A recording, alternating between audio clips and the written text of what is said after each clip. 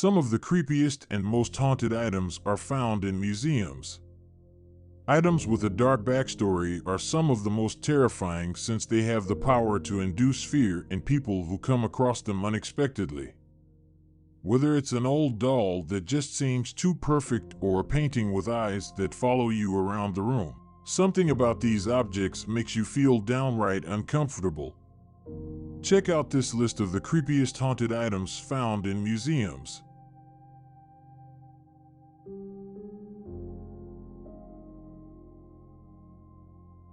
Mirrors have been used for centuries as a way to reflect both our physical appearance and our inner selves. But what happens when a mirror becomes a portal to another realm? The belief that mirrors can be portals to other realms is ancient and widespread. In many cultures, mirrors are considered portals to the spirit world. In these cases, mirrors are sometimes used as a portal for the dead to cross into the living world. Some believe that mirrors can become haunted because they reflect energy. It is said that if a person dies in front of a mirror, their reflection is trapped inside it. In some cases, mirrors were used in black magic rituals or to summon evil spirits. Often, these mirrors are said to be cursed or hexed. The dark mirror is said to be cursed and terrifies all who are brave enough to gaze into it. The mirror was donated to the Traveling Museum of the Paranormal and Occult after the previous owner said the mirror was evil. After attending a Columbus area psychic fair and purchasing the scrying mirror, the previous owner reported seeing nothing but terrible visions when gazing into the dark reflection. The mirror appears to act as a window into the fears of the gazer while simultaneously using the person as an energy source. Museum owners found out soon enough that the mirror was indeed haunted during its first public display. A woman took off the veil which had been covering the mirror and gazed into the mirror, only to be greeted by a reflection of her rotting corpse. Throughout that first day, people reported strange visions, warping faces, and a general sense of dread while looking in the mirror. Terrifying reports continued to pour in at different events when people gazed into the mirror. One man reported staring into the mirror and seeing someone who looked just like him peek around from behind his reflection, then walk away. Other people report a feeling of electricity course through their arms when holding the mirror. Paranormal investigator Jennifer Kirkland saw people in the reflection walking around the room she was in that weren't actually there. The mirror seems to feed off of the energy of the people that gaze in it. The mirror also seems to have an effect on objects around it. According to the owner of the Traveling Museum of the Paranormal and Occult, Greg Newkirk, he's even had unexplained experiences with the mirror. In the early days of owning the mirror, it used to be on display in his living room between events. Now it's wrapped in a sheet with a rosary draped over it and locked in a chest. Prior to taking the precautions he takes now, he noticed that objects reflected in the mirror that were allegedly haunted actually started to act that way once in the presence of the mirror. Ouija board planchettes started sliding, a doll mysteriously disappeared, and a painting flew off the wall. Whether or not you believe these events, there is no denying that the dark mirror has long been associated with supernatural occurrences. The mirror still travels with the Traveling Museum of the Paranormal and Occult, so look only if you dare.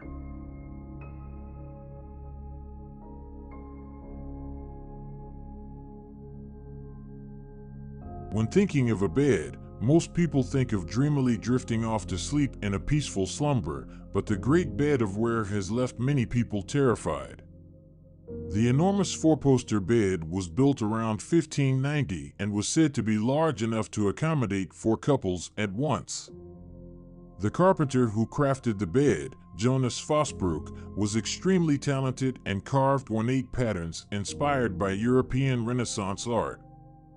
It's amazing to think that such a beautiful and unique piece of furniture was created without any knowledge of where it would eventually end up. Some say that the Great Bed of Ware never actually saw any use by royalty despite Jonas's intentions. Instead, it was said to have been passed around from end to end within where the bed was used by commoners and was defiled with graffiti. They would carve and draw all over it, from top to bottom. The once ornate bed, fit for a king, was defaced and disrespected so badly that Jonas is said to haunt those who sleep in the bed who do not come from royalty.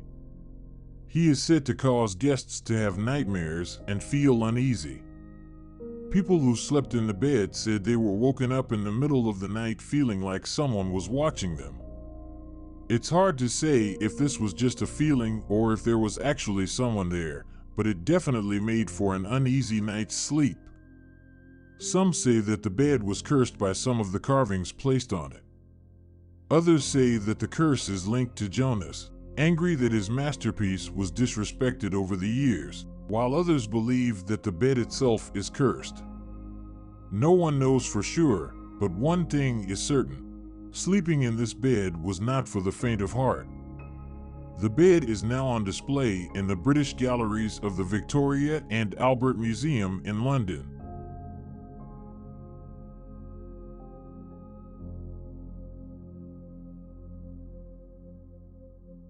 Charles Manson was a criminal, musician, and religious cult leader born in Cincinnati, Ohio, on November 12, 1934.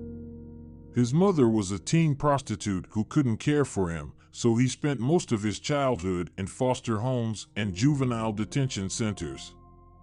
As a young man, Manson committed a series of petty crimes and ended up spending most of his 20s in prison.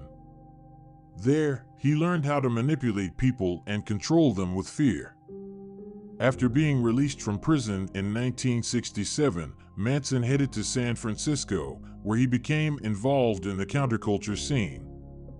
He soon began attracting a group of youthful followers, many of whom were runaways or young women from broken homes. These women were vulnerable and impressionable. Manson quickly began brainwashing them into believing he was a powerful Messiah-like figure. His cult was known as the Manson family. In the summer of 1969, Manson's family committed a series of brutal murders that shocked the nation. On August 8th, they murdered 5 people at Sharon Tate's Los Angeles home, including Tate herself, who was 8 months pregnant at the time. The following night, they killed 2 more people in a different part of town. The police were baffled by these savage crimes, which appeared to be totally random. However, they soon realized that all of the victims had some connection to the music industry, leading them to believe that the murders were somehow related to the music business. This theory was given credence when it was discovered that one of the victims had been stabbed 16 times, the same number as the total number of letters in Paul McCartney. Charles Manson was a failed musician and had an obsession with Paul McCartney and the Beatles. He brainwashed his followers into believing the song Helter Skelter was an undercover call for a race war. Eventually, investigators discovered that Charles Manson had masterminded these murders in hopes of starting a race war. He would call it Helter Skelter, after the famous Beatles song. Fortunately, his plan failed, and he was arrested along with several members of his family. In 1971, he was sentenced to death, which was later commuted to life imprisonment for his role in the murders. Charles Manson died on November 19, 2017, from complications of colon cancer. Upon death, his body was cremated, and some of his followers obtained his ashes in remembrance of him. One particular fan of Manson is Ryan Almighty, also known as the Human Blood Painter, an artist credited with creating a painting that uses Manson's ashes in the eyes. Almighty is no stranger to this kind of work and often uses human remains and blood in his artwork. Almighty forged a friendship with Manson in the 90s. They lost touch for many years, but after hearing that Manson was in poor health, Almighty decided to create a human blood portrait to commemorate him. When Manson passed away in 2017, Almighty took it a step further by collecting some of Manson's ashes and creating a series of paintings with the killer's remains. You have to admit, a painting of a serial killer using blood and cremated ashes is downright creepy. One of Almighty's paintings of Manson is on display at Zach Bagans' Haunted Museum along with other personal items of Manson's. Zach claims that the painting gives off paranormal energy when looking at it, and it's creepy as hell.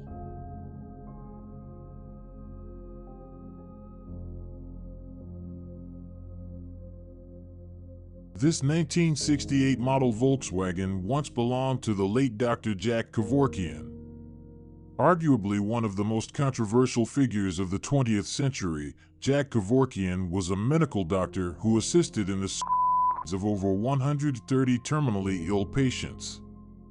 As a result, he was nicknamed Dr. Death, and his story is both tragic and macabre. For horror fans, Kevorkian is a fascinating figure whose story is full of twists and turns. Kevorkian was born in 1928 in Pontiac, Michigan, to Armenian immigrants. His father passed away when he was 8 years old, and Kevorkian was raised by his mother, who instilled strict moral values in him. He developed an interest in medicine early on and graduated from the University of Michigan Medical School in 1952. During his medical residency, Kevorkian experimented with blood transfusions from corpses to living patients in an effort to find a cure for hepatitis. While his experiment was ultimately unsuccessful, it landed him in hot water with the medical board. Kevorkian's medical license was suspended for 3 years due to the experiment. In 1970, Kevorkian came up with the idea of a machine that would allow patients to end their lives painlessly and with dignity. He built several prototypes, but they were never used. On June 4, 1990, he assisted in his first by injecting Janet Atkins, a 54-year-old woman suffering from Alzheimer's disease, with lethal drugs. Like most of his clients, Atkins died in the back of his rusty Volkswagen van. Kevorkian would go on to assist in dozens more over the next few years, typically using his machine. Dr. Kevorkian removed some seats from the back of his wagon and placed 2 death machines named Mercitron and Thanatron in the place of the back seats. With the push of a button, the Thanatron machine administered euthanizing drugs through and 4. 3 bottles connected to 3 different syringes administered a lethal drug combination to assist with death. The Mercitron machine, aka Mercy machine, was a gas mask infused with carbon monoxide and was necessary to use once his medical license was revoked. Dr. Kevorkian made these machines with the help of household tools and spare parts that anyone could find in the garage. Kevorkian's actions eventually caught up with him, and he was tried for murder several times throughout the 1990s. In 1999, he was finally convicted of second-degree murder and spent 8 years in prison. Upon his release, Kevorkian maintained a low profile until his death in 2011 at the age of 83. Kevorkian's death machine is displayed at Zach Bagans' Haunted Museum in Las Vegas.